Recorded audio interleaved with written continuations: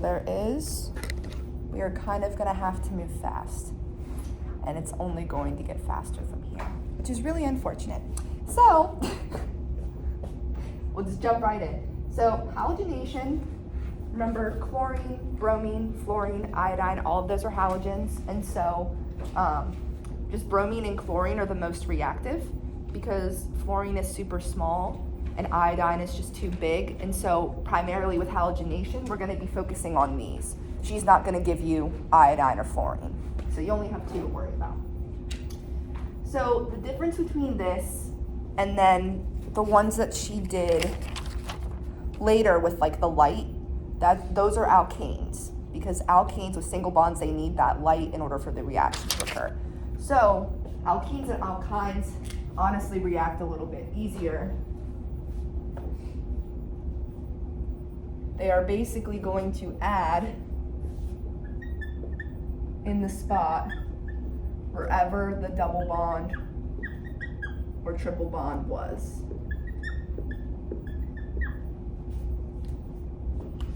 So remember, this is only when you have double or triple bonds. So if this part, if like knowing how many to put on is confusing, you can always like fill in the hydrogens here, right? And then remove this. And so you're missing a spot here and a spot here. So that's where you put the bromine. And same with this, right? There's a hydrogen here. If you erase that, there's a bromine and a bromine. Oh, it's already gone to shit. If you erase that again, you got a bromine and a bromine. And so if you need to do it step by step, that's kind of how you would lay it out. We're gonna switch markers. So this one here,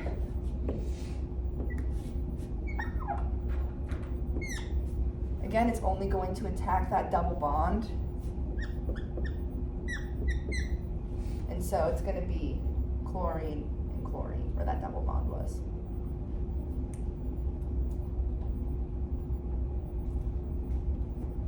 Any questions about this one? Is there anything that goes under the line? Like here? Just, no, like in the reaction, like the chlorine. Oh, nope. Nope, so the one that goes under the line, again, that'll be alkanes, okay. Yeah. And then she added a problem that I think was unfair of her to add, but we'll also see that. So I'll go to that in a second. Hello. So I told them we do have to move at a relatively faster pace now that she's adding more and more stuff every day. So kind of just breezing through, stopping obviously if you have questions. So this one here, what is this called? Benzene, right? And when you have these types of reactions, this alone is not strong enough to break it. So these double bonds all remain the same. Because again, with benzene, these double bonds are constantly rotating around the hexagon, which is why sometimes you can draw benzene with the circle. Or all the time, but I prefer not to. Then you have these over here. There was a double bond here and a double bond here. So again, you add one bromine to each side. So she did vaguely go over. I may have to write on the chalkboard. I didn't want to have to stoop that low, but I may have to. And so if you wanted to add, guys, how about I move to the chalkboard? Sorry. I'm getting tired of the markers. They need to replace them. Ugh. Okay.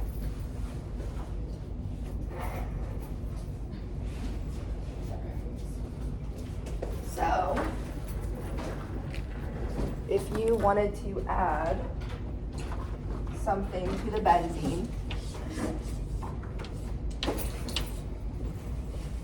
you can do bromine, or you can do chlorine, but this one requires you to have something underneath, and it's iron, so Fe Br3, and then it's the same for the chloride, FeCl3. And if you can't remember how many bond to it, if you remember how many, what is it? Like valence electrons that iron has, like it ranges, right? And so iron can be +3. That's how I would remember it. Just remembering iron is +3. So when you use it, you're gonna have 3, whatever you're trying to add. But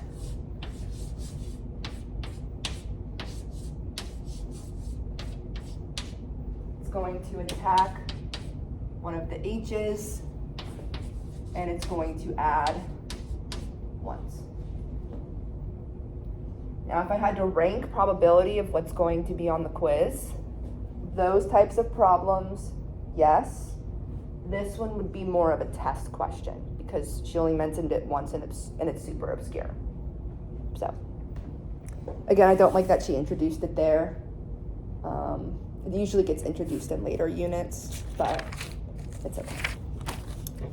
And so now, am I good to erase this? Okay. I'm just gonna draw a bunch of alkanes and we're gonna add different stuff to them. So,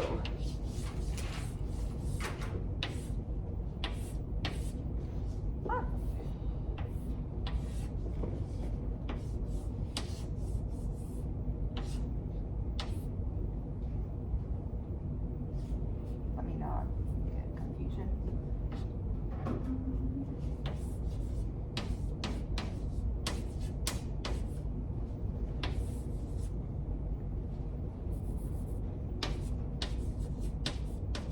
And so if you are adding with a single bond, remember you need the symbol for light. And this would be a good test question or a quiz question, is like, it would be multiple choice.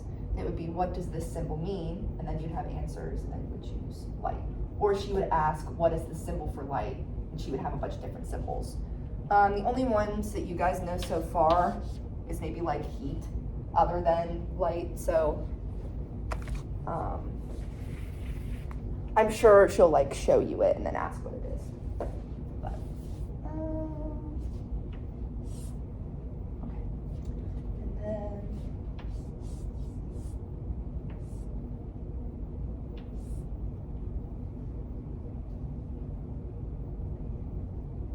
I need to stop making like the same molecules.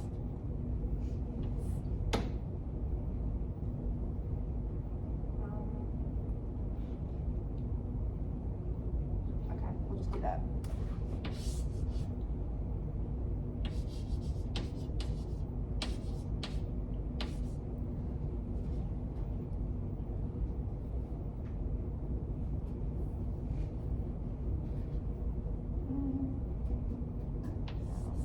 Okay. Sorry, I just have trouble knowing what I want to draw sometimes. So, with bromine and chlorine, because of their size difference, they will add different ways when you have an alkane with light. So, bromine, we're actually going to do all of these with both, I think, because that would be beneficial so you guys know the difference. So with this one, I just start by redrawing the molecule. And with this, it is only adding one time. So with those over there, it was adding twice across a double bond. This, it's only adding once.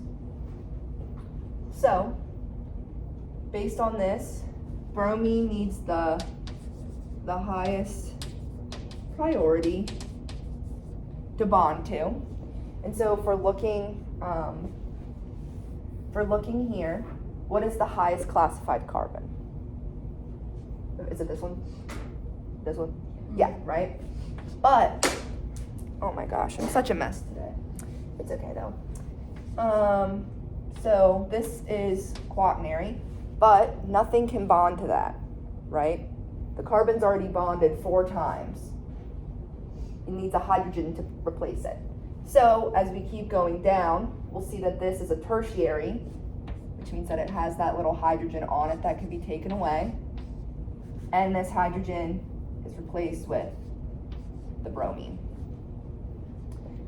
making only one product. Now, if we were to do chlorine,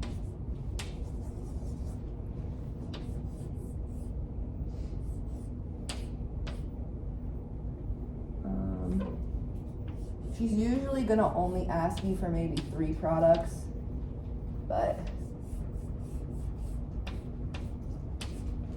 okay. So here, chlorine does not need a specific priority in order to add, because again, bromine is so big that it needs a really stable carbon. Chlorine is small enough that it doesn't need a carbon that's super stable. So you are going to have a chlorine added anywhere on here. Some alternate choices are here, here, and here, if you were to do other ones, right? So one there, one there, one there. You can't put it on any of these, right? Because they all are all methyls attached to this. So if you put the chlorine on this one and put the chlorine on this one, you would be giving her the same molecule. Does that make sense? Same with this, right here. I could go up here, but that's just the same molecule, because you're starting on one. You're starting on one when you count. Does that make sense? Vaguely? She will get you with tricks like that, and so just make sure there's no groups on the end that look the same. Make sure it's not symmetrical. So those are 3 options, 3 more. Now we have this one. Oh my gosh.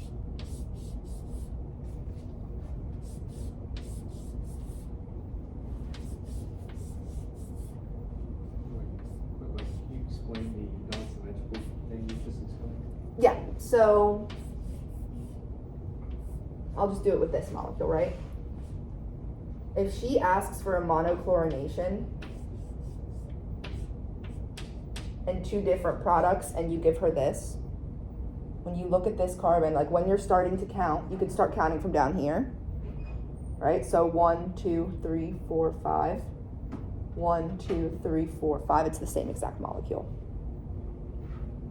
right? You're just starting at a different one because you want to start where the chlorine is. That's where you would start numbering. So, like again with this one too, we can just add another one on here, just for, yeah, just for shits and giggles, right? If I put this on here, it's still 1, 2, 1, 2, right? So you just want to be careful about that. So if she only asks you for 3, do 3 completely different ones. If you are completely, like, if you're unsure, if it's freaking you out a little bit, you can do ones that are on completely different carbons and get right answers. So for the chlorine here, again, it's only going to add once. It can add here. It can add here. It can add here. And I'll draw a baby one. It can also add there. Now remember, this is symmetrical. So if I were to put this one down here, they are the same. So again, that's the trick for these questions. She will get you on symmetry every single time. So, any questions with that one? Okay. And so if we were to do bromine, right, it's only going to add 1 time. And it's going to add to the highest classified carbon. All of these are secondary except for these 2. And because it's symmetrical, you can add it to either one. But do not write this, and this. Don't give 2 answers for that, because those are the same. Will she tell you how many possibilities there are? So for the chlorine, she usually does specify, because in excess, right, if there was excess chlorine, eventually all of the hydrogens would be replaced. So she typically does specify, but it's also just part, like, everybody who learns those reactions knows that bromine only, like, usually produces one product, and then chlorine produces however many. So if I were to do, let me give an example of something where bromine would have two, just to make it even more confusing. So,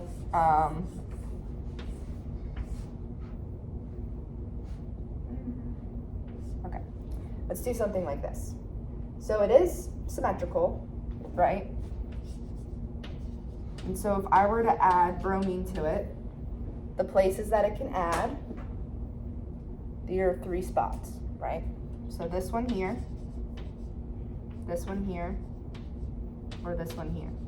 Now these two are the same, so you knock one of them out. But in this case, right, you would have the bromine, you would have the molecule with the bromine here the first time, and then the bromine with the molecule with the bromine there the second time. So, not to make things even more confusing, but I'm sure she will put something like that on the test. So. Again, it's knowing about symmetry. If it's not symmetrical, then there may be possible answers for bromine.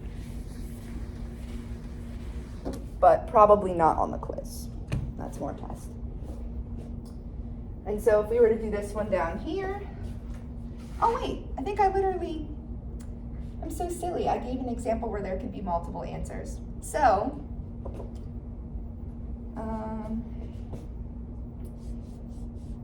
so I could have just done this example and been fine.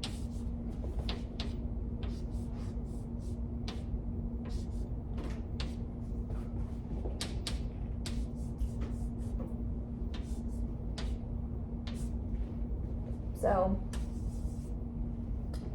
there are 3 different products for bromine because this molecule is not symmetrical, right? And it has 3 carbons that have that tertiary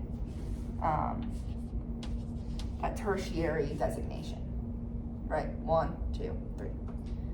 And so you're going to have 3 different bromine products because since they're all so stable, all of them are going to naturally form in the mixture. So you'll have one here, you'll have one here, and you'll have one here. But again, this would be a more challenge problem for the bromine. Does that make sense? Now for the chlorine, what's nice is that you could do any of these answers and replace it with a chlorine, right? Because all 3 of these are different answers. Or, I'll just give different examples. You could do a chlorine here. You could do a chlorine here. You could do a chlorine here. And so on, so forth. So chlorine, there's usually a lot more options than there is bromine. And it would be hard for her if she were to ask you for every single product for this one, like that would be ridiculous. Something like this, that has like, this is 3 different products. Or no, this has 6 different products. She'll give you something if she wants you to list all of them. She will also specify list all products. So if it's a chlorine one, she'll probably tell you, give me 3 of the possible products. And that'll be a cue to you that you'll be doing something like this. But any questions about the alkane? Remember, the key is light. And if there is light, she's probably not going to give you a problem with like a double bond or a triple bond in it because she doesn't want to like start the confusion. But there is another type of reaction. Am I good to erase this? There's another type of reaction that's similar to the halogenation of alkenes and alkynes. And I'm pretty sure she just called them, because she's been calling a bunch of substitution reactions. Like all of those were substitution reactions. They were substituting a hydrogen. But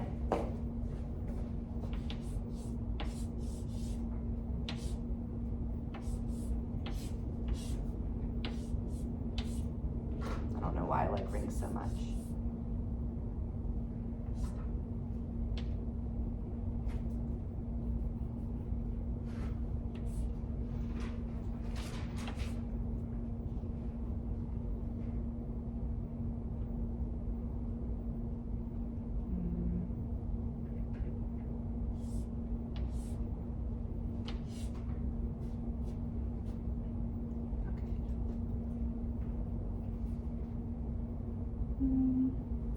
I'm gonna erase the middle one because I think I got a little too excited.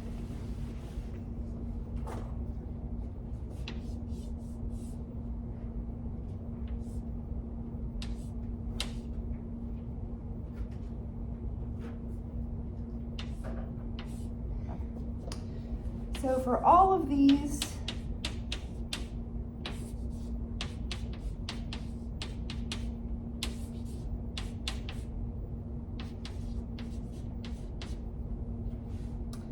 she is going to give you something with an H, and then it's going to be in front of either a halogen, an alcohol, and then this is also an alcohol. And so when you're doing these types of reactions, it's very similar to the bromine and chlorine, right? You're going to add across that double bond. So I'm going to redraw all of them without double bonds. Now the only part that is different is that instead of it being like bromine and bromine are the same thing, now you have two different things. And so she gave you ways to think about this in class. How I like to think of it is that what's not the H goes on the highest substituted carbon. How she described it is you add to the side that the H to the side that has more H's. And so if we were to do that, this has one H, this has no H's. So when you erase this, you would add the H to the side that has another H. So you can think about it whichever way you want. If you want to think about the H's, H's add to more H's. If you want to think about it this way, that this adds to the highest substituted carbon, you can also think about it that way. But it gives you the same result, because the H is not going to add to the highest substituted because there's less hydrogens there. So just another way to think about it if you didn't get the hydrogen thing. But same with this one, right? There's two H's here. Ooh, with the double bond. There's one H there.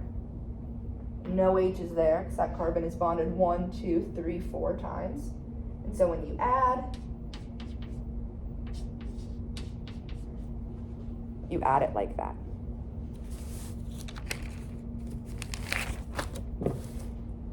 And for this reaction in particular, I knew you need acid. So that's another symbol. I forgot about this one that she gave you.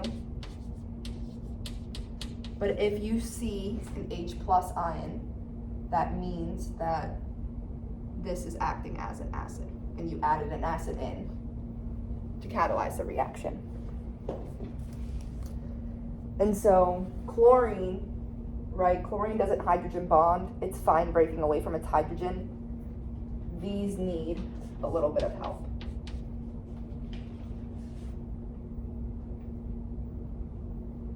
Now what she may do, I think on the test, at least for the quiz, she'll probably give you like this half, right?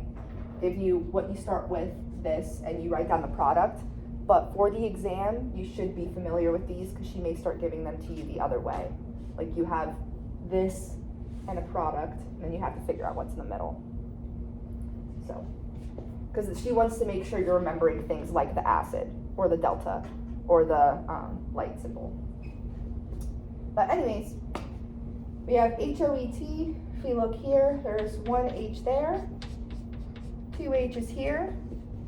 So if I erase that, I get OET and another H on the end. Do those make sense?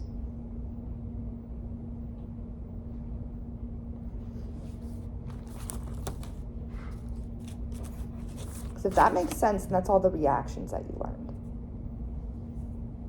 But I'll give you guys some more for practice too. But Any questions? Are we good? So the next thing that she went over in class was the polymers. And so what she likes to do is has this as an exam question. Oh, I've got chalk all over myself. But she uses it as an exam question, and she is like, describe the history of polymers. And she'll ask you to either describe the Goodyear story or the billiard ball story. And so it'll be either one or the other that you'll get, but you should know both because she will possibly use either. So a polymer is just a long chain molecule with repeat units.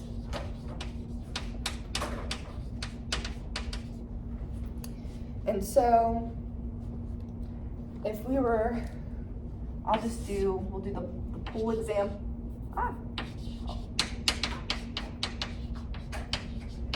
Billiards.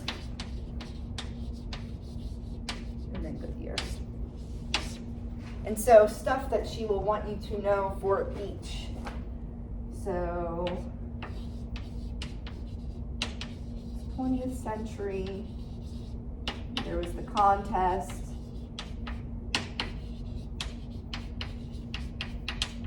Bakelite is the polymer created.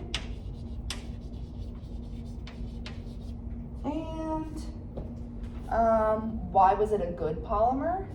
It's because it was light but durable. Because you know pool balls, they're not super heavy or anything, but they can take a beating to them if you are hitting really hard. So that is why this polymer was a good thing. And this was a man-made, I'll emphasize that this is like completely man-made. This guy made it from scratch type of thing. So will this be on the quiz? So this will be on the exam, and you may have a question on it on the quiz. So it's good to review this information anyways, because there will definitely be one on the exam. And we're gonna go over possibly the other type of problem she may give you for polymers, which is drawing them. But Goodyear, the key word for this is vulcanization,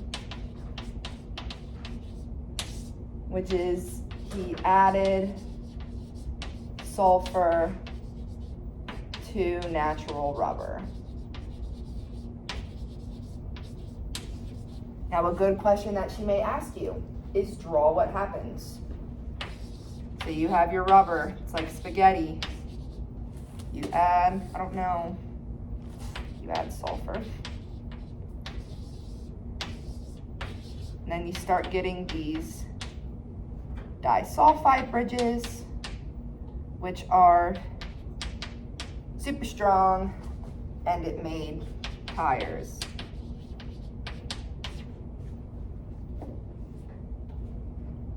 And so this would be all you needed to know about the individual stories. And again, she won't have you draw anything for this one, she'll just have you describe it. This one, she may ask you to draw like the product. She likes to give these examples. You'll notice for every single exam she does this, towards the end, she'll give you a very visual lesson where she draws a bunch and will expect you to recreate that drawing on the exam. So she does that at the end of every unit. This was her little like spiel for this unit. But something that does not relate to these things is actually making a polymer, right? So for this, she would possibly, I mean, we could just start with something. We'll start with this. This is the easiest it gets. She will give you this is like 1 unit, right, of the polymer. And she'll ask you what it would look like if it was a polymer. And so what I recommend is just redrawing it twice. And then instead of double bonds, they're all single bonds. And so what she's gonna ask for is 2 repeat units. So this is 1, this is 2. You're just breaking that double bond that's between them. And so to give an example that's a bit more, here, let's do this. OH. Let's do this one, because this one's a little more complicated. So what I start by doing is, again, I just write them in.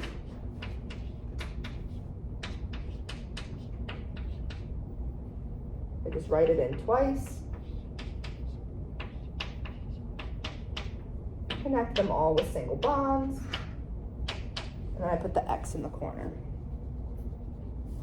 So these types of problems are easier than you think. I've seen people get really tripped up over them just because they forget what to do.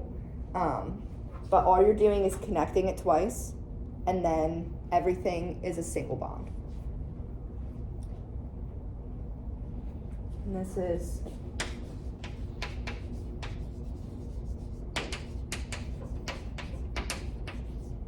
polymerization? I don't know, but she would give you this and then say perform a polymerization reaction, and that's what you would expect. Now if you want to, you can put more units. You don't have to just put 2, but 2 is the minimum, because if you just draw this in with like a single bond, it kind of takes away from the fact that it's like a repeat, right? So she wants at least 2 units. Any questions about this stuff? What does it say under adding sulfur? To natural rubber. Rubber. Ooh. I'm about to erase this anyway, so I don't know why I did that, but. And so with that, we really only have one more section left to do, which is nice. Oh, no, we have 2. And it's about polarity and bonds. And so you guys have probably learned about this in Gen Chem, or at least you should have. Am I good to erase this? Okay. And so hopefully this was more of a review, but it's okay if it's not, because I don't remember Gen Chem. I took that ages ago, so I get reminded of this every time she reteaches it. So there are 3 types of bonds.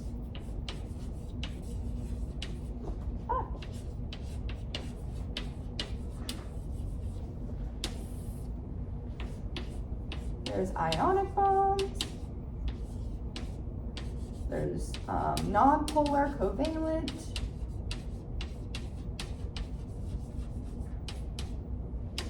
And then there's polar covalent. And so ionic, let's give an example.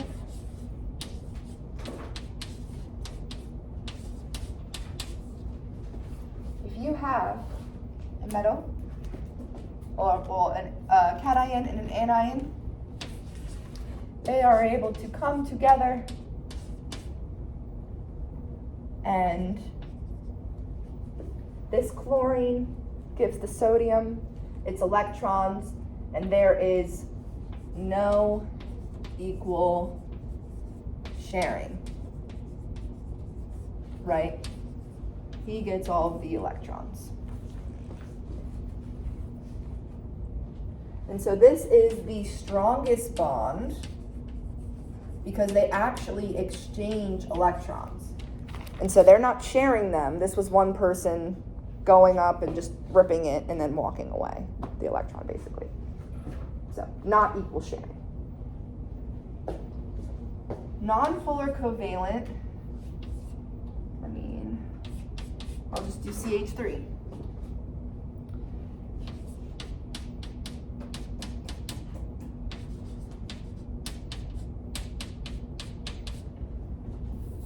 CH4, my bad.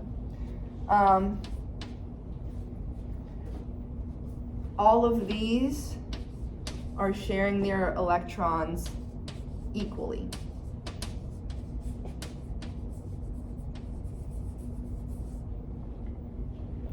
And so there is no negative or positive charge. Okay, technically there is. There's called dispersion forces, which is more of an intermolecular force. But this molecule can have temporary polarity, but not actually, right? You're not looking at this and saying it's polar. Now, polar covalent, right?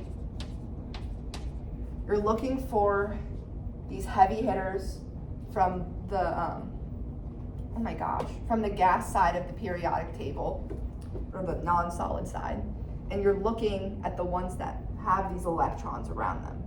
Because if you already have these electrons, you love the negativity, and you are going to steal all of the electrons from the more positively charged ions that are non-polar. And so, electron sharing, I'm not even gonna say sharing. I'm gonna write not sharing for this one, just to make that even clearer. Unequally. And so I'm gonna go over polarity more in depth, because what she's going to do is hand you a molecule or tell you to draw it, and then she will say what is the polarity of the bonds and then of the molecules. So is everybody good with these three types of bonds? Yeah. Like, how does she access the question of bonds? So she could possibly just ask you to write the definition. I would say most likely she's not going to quiz you on the type of bond, unless she gives you like a molecule and says, what kind of bonds does this have?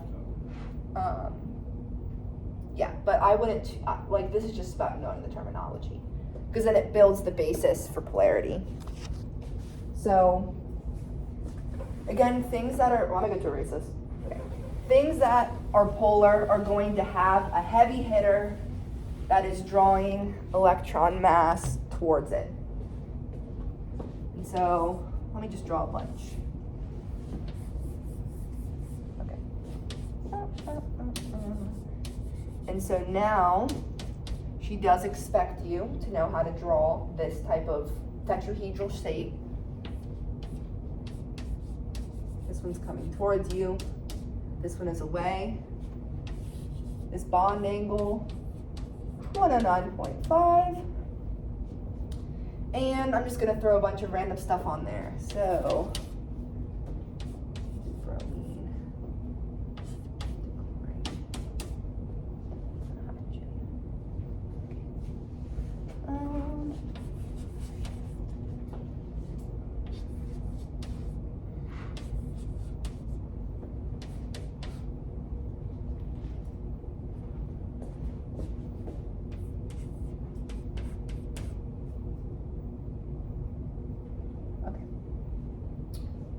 So we'll do these, and we're gonna do bond and then molecular polarity.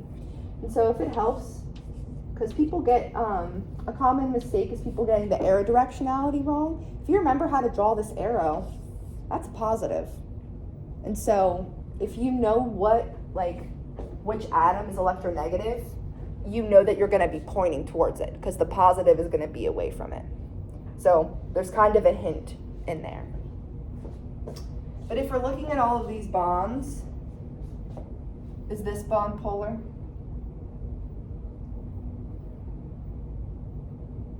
No, because it's carbon and hydrogen. Is this bond polar? Yes. If it helps, you can always draw the electrons around. That's what helps me remember sometimes where all the negative needs to go. It's just drawing in my electrons. So for this, is it going to be is there going to be pointing toward or away from the bromine? Towards, right? Because again, that positive is going to be at the carbon, because this bromine is bringing everything towards it. And then there's chlorine, right? This bond is also polar.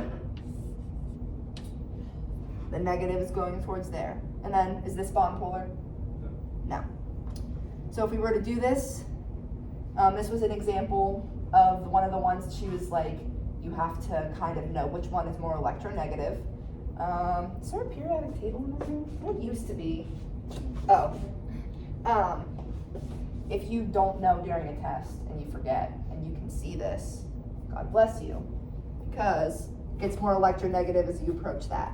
So you know, if I'm going upwards, bromine is going to be less electronegative than the chlorine. And same with this, right? Let's say I had a nitrogen and an oxygen, it would be pointing more towards the oxygen. So chlorine is more electronegative. I'm just going to kind of draw my big arrow like that.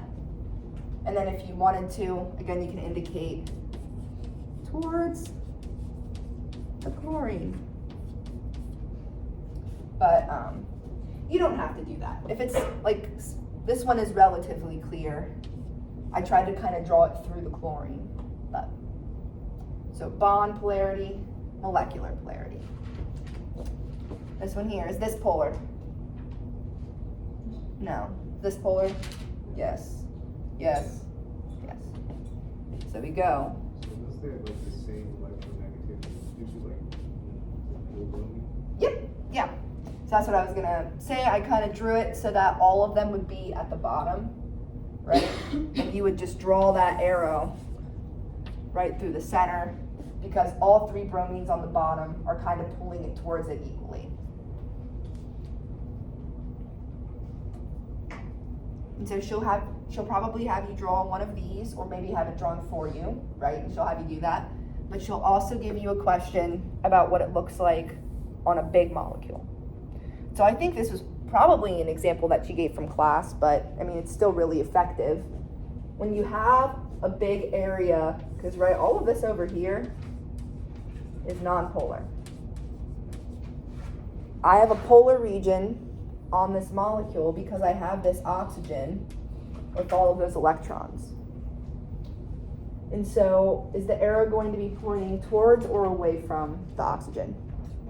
Towards. Right, we do both of those. And so, like, I would kind of draw it, right, like through there. But you want to make sure that your arrow, this would be an example, like you can draw this line like straight through. You don't have to draw it through the molecule, you can just draw it next to it, right? And it'd still be effective. Ones like these, where there's a bit of confusion with like, how would this affect it? It's always best just to do it through that one polar point, and she won't mark points off, right? So everything's being pulled towards this oxygen. If it was flipped, you could have drawn the arrow like this. But it just depends on how you draw your hydrogen and oxygen. So I have my boop. Does anyone have questions about Mary? Okay. So we actually got through that relatively fast. Before I give practice problems, do you guys want to go over any of the reactions that we had done? I can just write more examples. It's okay. Do we need to know like the thiol and like the Oh. all that stuff? Yeah, forgot about that. That's lovely. So we actually don't have extra time because we are going. Ugh. So thankfully, you don't have to know how to name them yet. But what she would have you do is give you literally, like if this was going to be on the quiz tomorrow, she would say, we'll just say like, draw an alcohol.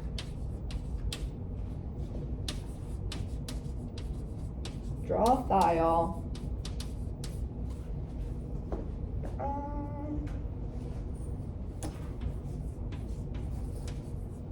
Draw an ether, and then we'll go over epoxide. So this would be more for the quiz tomorrow. One that would possibly be an exam question would be like draw a thiol. I could see her putting that on the exam or the quiz, or possibly like draw an epoxide, because she has naming sections where she'll give you one of these specialized names that we learned, and she will expect you to know it. It's usually only one question because she knows they're obscure. We don't use them very frequently. But, so like if you get it wrong, it's like 1 point.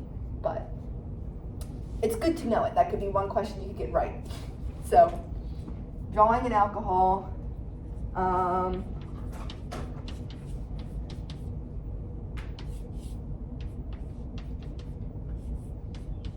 And we'll classify them.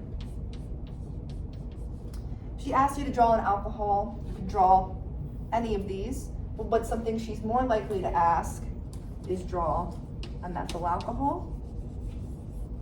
Remember, 'cause it's only attached to that one carbon. A primary alcohol, secondary alcohol, and tertiary alcohol. There is no such thing as a quaternary alcohol because that carbon is bonded 5 times.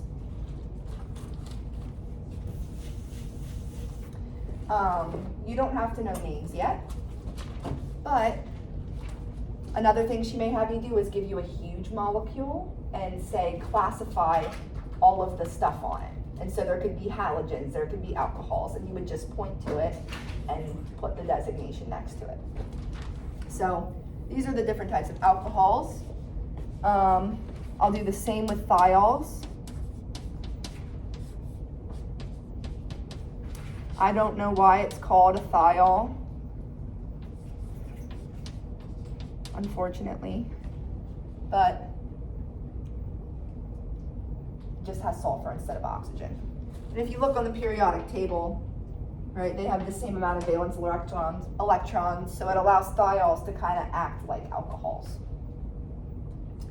And that's what makes the disulfide bonds. That's like vulcanization. Now something else that she taught you guys was an ether. Now ethers are super easy. If she says draw a symmetrical ether, you could do something fun like that. Or like this. Put it in the ring. Because an ether is just an oxygen, and then on either side there are carbons attached. If she says draw an unsymmetrical one,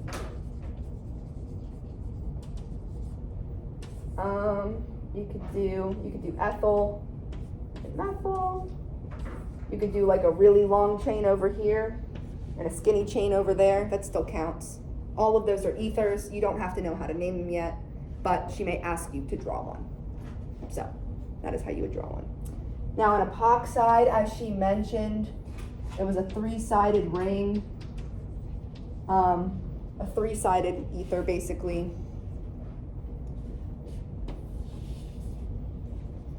And I don't like, so you guys did not get the Curious George example, right? Did anybody get it when she did it in class? No. So whenever somebody gets kidnapped in a movie and you see them put the rag over their face, that's ether. Yeah. Yeah, I'm like, that's ether. I don't know why she gave the Curious George example. That was left field, but if you see people get kidnapped, have the stuff over their face, that is what's knocking them out, is ether. Now I think we're officially done. So let me put up some practice problems. Are there some that you guys would want to focus more on? Yeah. This is an epoxide. Yes. Yep, it's a triangle. Would you guys send me the picture of your ex-girlfriend? Oh yeah, absolutely. Thank you, I appreciate it. Yep, just can you send me an email? Yes. To remind me, thank Yes. you. Thank you. But yeah, this is, if she asks you to draw ether, this is diethyl ether, which is what ether is, right? The stuff that knocks you out. There's a chance she'll ask that, because I know she brought it up. So, if we were to name this one, if this is diethyl ether, right? We have 1, 2, 3, 4. What prefix is that? But. So this would be dibutyl ether. This one, 1, 2, 3, 4, 5, 6, 7, 8, 9, 10, This would be, yeah, decomethyl. Decomethyl ether. Which she would never have you draw. But that's how she would possibly present it. Would give you that common name so you know what to put on each side. Mm-hmm. What does the ET stand for? Ethyl. This is ethyl methyl ether. Right. So she's not expecting you to know how to name them crazily yet. So I feel like common names is fair game because you guys know what a methyl is, you guys know what a propyl is. You just put that, you sandwich the O in the middle of it. Any other questions about these? Again, this is just more terminology that you have to know. It will come up later. It does not come up now. But, yeah. Okay.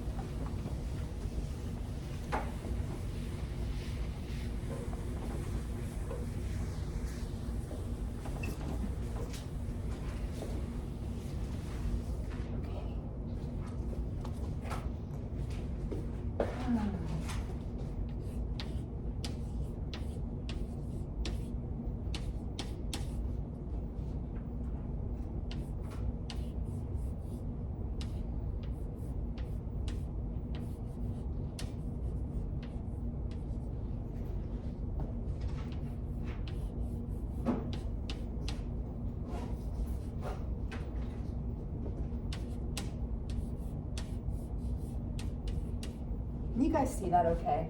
I know I'm writing tiny.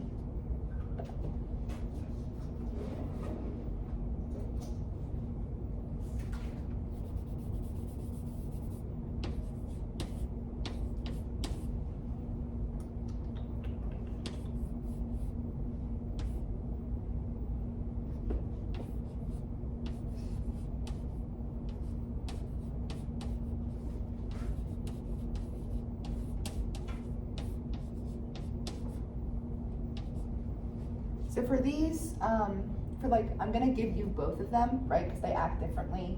And it's easier just to compare it on the same molecule than have a bunch of different ones to do. So with these, if there's more than 3 products, don't draw all of them. Just practice with 3. Because that would be absurd for you to try and do for practice.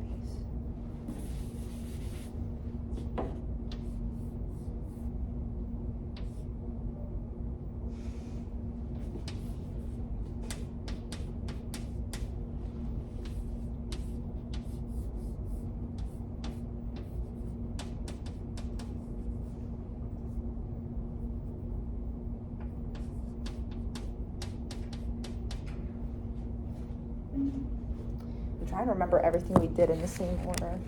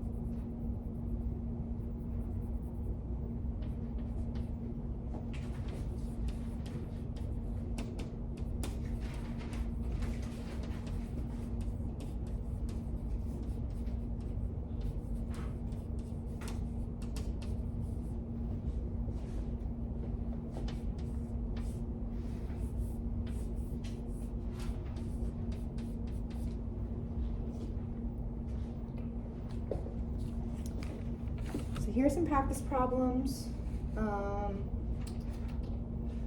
Again, tomorrow I think it's going to be pretty reaction heavy on the quiz. So, the polymer questions, you're definitely going to have one on the exam. Not sure about tomorrow for the quiz. I would expect something, but not like having to describe the whole process. She usually saves that for the exam.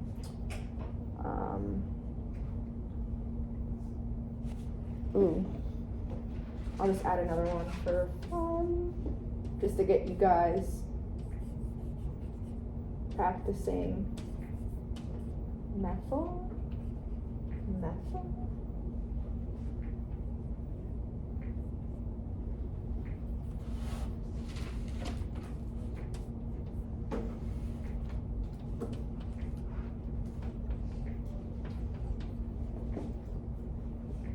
I drew a fun one down there. Just to show that chlorine, bromine, and oxygen are not the only things that are polar. I threw in a nitrogen group. Can you guys see that one okay? But yeah, you guys can do these, and you don't have to do them right now, obviously. And let me know if you have any questions about them. Again, you guys know my email. Do you want me to put my phone number up again for people who don't have it? It's okay if not, but do you guys want my phone number so you guys can send me answers and I can check them for you? It's okay. If you guys don't want it, it's fine, but sometimes it's easier than email. Just because sending a picture through email is difficult at times and doesn't load and is annoying. So. But yeah, if you have any questions, feel free to ask. Again, this is going to be like this week as you're studying. You can contact Dr. Creaky, you can contact me if you guys have tutors. Just my only recommendation is study your notes. She's pretty true with her notes and her tests. How she teaches it is exactly how she wants you to do it. So that is my piece of advice. The notes I used to study from religiously, and I typically did pretty well. So this first exam should not be too bad. This one is by far the easiest. So by a long shot. So it will pick up speed immediately after and get worse. It's okay. Do you guys have any questions? Or is everybody, I mean, if you guys are, yeah. Could you go over 9? Yeah. So, bond, polarity, right? Got that. I got that. Now this would be an example of where, like, the polarity would just be, like, going towards that side of the molecule, right? Even though one is pointing up and one is pointing down, I can even, like put it through the carbon that they're bonded together. Like, that would be the polarity. This would all be positive down here. This area would be more negative. So that's how you would draw it.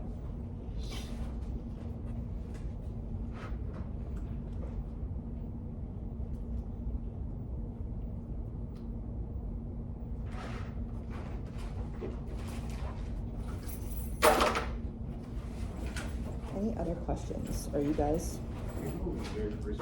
Yeah, the very first one. So this is just adding across the double and the triple bonds.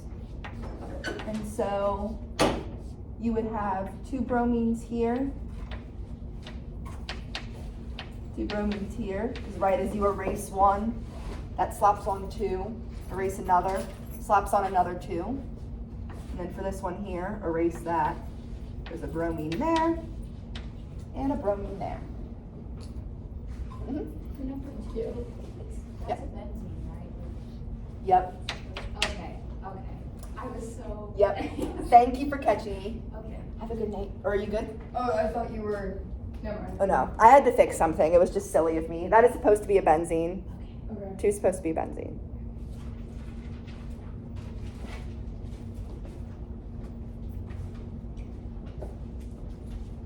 Any other questions about these before?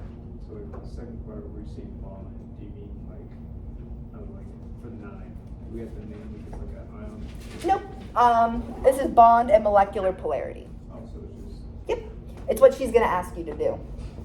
Again, if she really asks you about bonds, which I doubt, because again, that's just more general chemistry knowledge that you should know.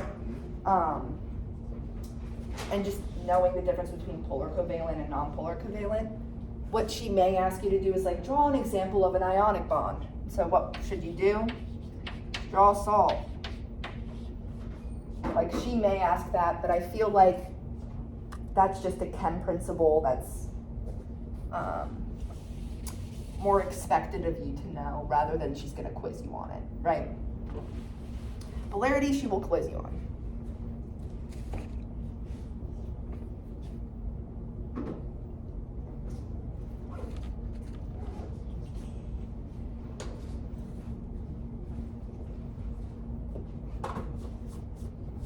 For 11, what's the molecule in the bottom? So it's a nitrogen, and then it's bonded to two H's. Because nitrogen needs to have 3 bonds.